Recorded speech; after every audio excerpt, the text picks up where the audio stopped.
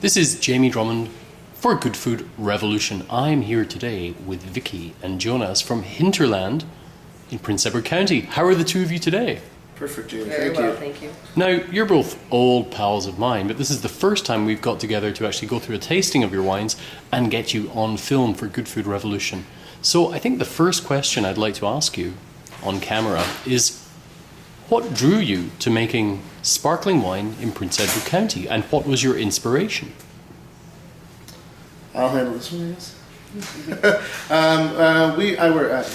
My personal story is I worked in restaurants for a really long time and became enamored with a particular winery in Niagara called 13th Street. And as I was sort of transitioning out of restaurants, and I met Vicki around the same time, we did 4 years of apprenticeship in quotations with 13th Street, and they had a brilliant sparkling wine program. And once we moved over to Prince Edward County and bought some property there, we found that the grapes were always in some sort of balance to make sparkling wine. And so in 2008, we dropped still wines from our portfolio altogether. Now, you did make some still wine. We did. So, although it was 2007 when we decided we were going to make only sparkling, but what happened was, because we were a tiny winery, not open yet and probably severely underfunded, we used other vineyard workers to pick our grapes. Right, okay. And on the third, said they had 3 days, and on the third day, we still had Pinot Noir in the vineyard. And they said, well, we're leaving. And then we said, but we're not finished. And they said, well, that's too bad.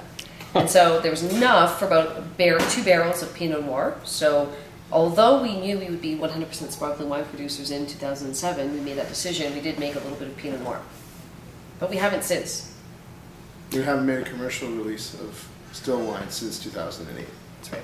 Right. Now, you make you make sparkling wine through 3 different methods. Would you mind explaining those for our viewers, please? So in 2007, when we picked our Pinot Noir and Chardonnay from vines that were 3 years old, we made them in the traditional method, or the champagne method, where the secondary fermentation takes place in a bottle. But as we got nearer to opening the winery in 2010, to sell our wine, we realized, if we're only going to make sparkling wine, and probably the only winery that makes only sparkling wine in Canada, we should look at all 3 internationally acceptable methods.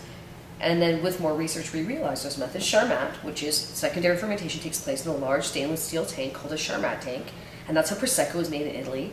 And then the lesser known method, which is method ancestral, and that really does not only offer good sparkling wine at different price points, because traditional method wines are probably the most difficult way of making sparkling, and they cost more as a result.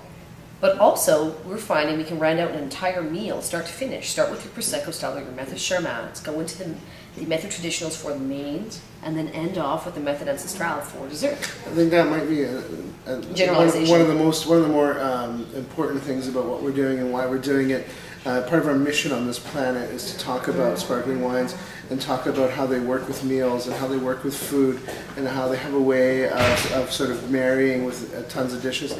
Now, that's not to suggest that our sparkling wines are suddenly going to go with beef or whatever, but you can get into some heavier dishes and have sparkling wine with it.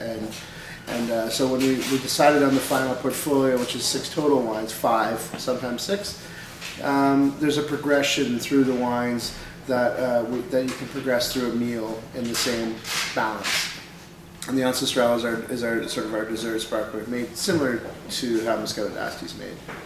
Now, you've obviously decided that for yourselves, sparkling wine is the way to go in Prince Edward County. Are there many other people who are thinking the same way as yourselves? So, I think they are, and I think it is, I think what happens is you plant your vineyards, and really, no one knew what would work really well. Everyone, at the time, I think we were the 8th to open a winery, or the 8th plant a vineyard. We were within the first dozen for sure. And so at the time, we all, and rightfully so, had differing opinions on what would work and what wouldn't work. And so I think as more people have planted vineyards and more wine is being made, I think that is an option for a lot of people. The best wines in the county that have been made, and if you take our wines out of the equation, have been sparkling wines and Chardonnays. I think that's my opinion. That's what sings. Exceptional producers will make beautiful Pinot Noirs, but sort of in the aggregate, sparkling and Chardonnay is what sings in the county.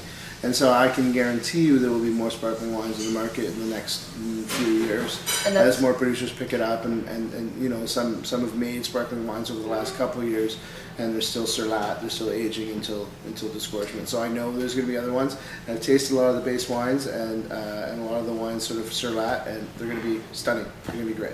And you know, some people come by the winery saying, well, aren't you worried about the competition? I said, au contraire. I think the more wines that we make that are consistent in quality, and the more we're known for a certain style or particular style of wine, the more we'll draw people for that reason, you know? I actually think we make less, not more, and I think we'll be known for it. And then we can start focusing on wine, which should be always talked about in the context of food. And I think it'll be good for everybody, you know? Now, if people were interested in sampling some of your wine, what would be the best way for them to do that? That's a good question. For sampling wine would be... Yeah, we have a winery, come on by. Yeah, exactly, pretty much. Yeah. Give us a call. We'll be around. Update our website daily. Actually, Alex, our genius, is in the corner and doesn't want to be on camera. So which website is that? That's hinterlandwine.com. www.hinterlandwine.com. Well, we open weekends until the spring, and then we sort of go 6-7 days a week. But the best way is just give us a shout or an email, and we'll, you know, if we're not around, we're happy to arrange to meet you at some point or be available for you. Excellent. People can order your wine online as well. That's right. Yeah. Absolutely. From anywhere in Canada. Absolutely. We ship anywhere in Theoretically, Canada. yes. We ship anywhere in Canada. We've shipped to BC, and we've shipped to Quebec a bunch of times. And Nova Scotia. And Nova Are we Scotia. supposed to say that on camera? Yeah, exactly. Oh, yeah. Revolutionary stuff. Canadians drinking Canadian wine. Vicki, Imagine that. And Jonas, having known you for many a year now, it's lovely to see you being successful, doing what you love to do. And thank you very much for joining us at Good Food Revolution. Awesome. Jamie, thanks so much.